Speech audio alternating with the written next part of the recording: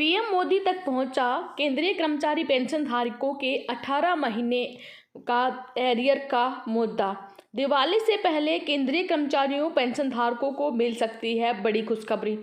नमस्कार दोस्तों, एक बार फिर से स्वागत करते हैं आपका हमारे यूट्यूब चैनल पर। दोस्तों, देश भर के 52 लाख केंद्रीय कर्मचारी 60 लाख पेंशन धारकों के लिए अच्छी खबर है।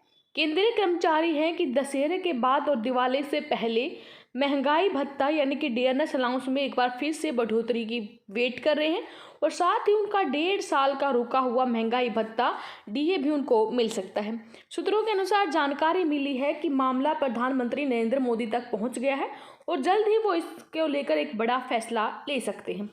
JCM secretary staff side Shiv Gopal Mishra का कहना है कि 18 महीने का एरियर काफ़ी बड़ी रकम है और साथ ही ये कर्मचारियों का अधिकार है, इसलिए सरकार को इसे देना ही होगा। हम सरकार के साथ नेगोशिएट करने के लिए तैयार हैं। अभी तक सरकार की तरफ से कोई जवाब नहीं आ रहा है। कोरोना के चलते महंगाई भत्ता रुका जरूर गया था, लेकिन सैलरी का पार्ट था, इसलिए इतने महीने का जो एरियर है वो सरकार को चुकाना ही होगा। जानकारी के मुताबिक दशहरे से पहले केंद्रीय कर्मचारियों का महंगाई भत्ता 3% और बढ़ सकता है। दरअसल AICPI इंडेक्स के आंकड़े आ चुके हैं। इंडेक्स 121.7 पर पहुंच चुका है। ऐसे में जून 2021 के लिए डीए में 3% का इजाफा होना तय है। जून 2021 के इंडेक्स में 1.1 अंक की बढ़ोतरी हुई है, जिससे ये 121.7 पर पहुंच गया है। इस लिहाज से कुल डीए 31.18% बैठता है, लेकिन डीए का भुगतान राउंड फिगर में होता है, इसलिए ऐसे में जो डीए है आपका वो 31% आपको मिलेगा।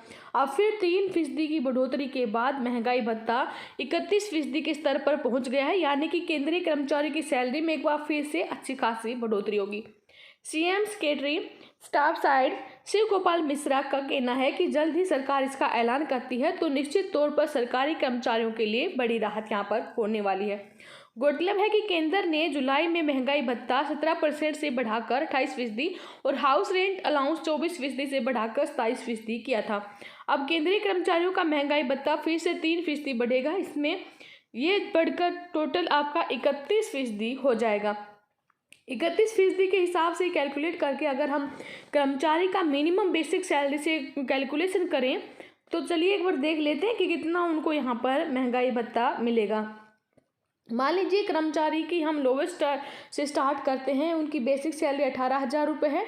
नया महंगाई भत्ता 31% के हिसाब से बनता है आपका 17,639 रुपये महीना, और अब तक महंगाई भत्ता अगर 17% के हिसाब से हिसाब लगाए तो 9,673 रुपये प्रति महीना मिलता था।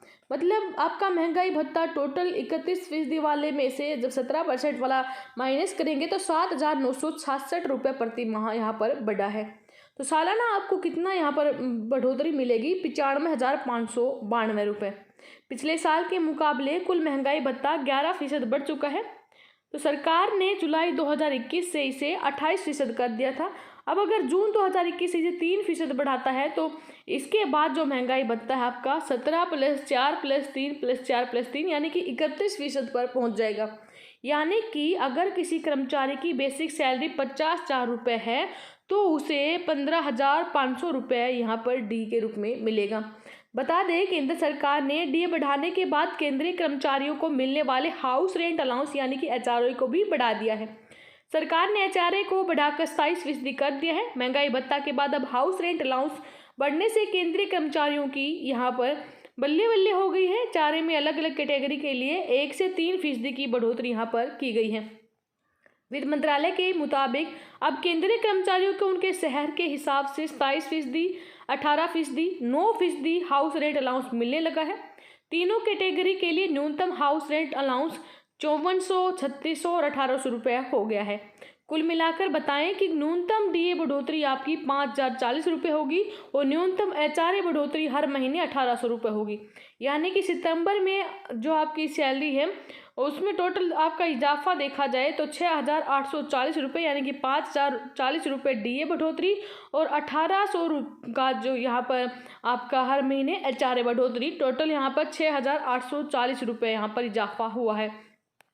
तो दोस्तों अभी सूत्रों के मुताबिक मामला यहाँ पर प्रधानमंत्री मोदी के पास पहुँचा है और कैबिनेट मीटिंग में यहाँ पर ये डिसाइड किया जाएगा कि 31% डीए के साथ आपका एरियर का भुगतान यानी कि 18 महीने यानी 1.5 साल का जो आपका रुका हुआ महंगाई भत्ता है वो सरकार को कब देना है, क्योंकि यहाँ पर जो कैबिनेट सेक्रेटरी हैं उनका मानना है कि जो डीए है वो वेतन का पार्ट है और सरकार को इसे हर हाल में देना ही होगा।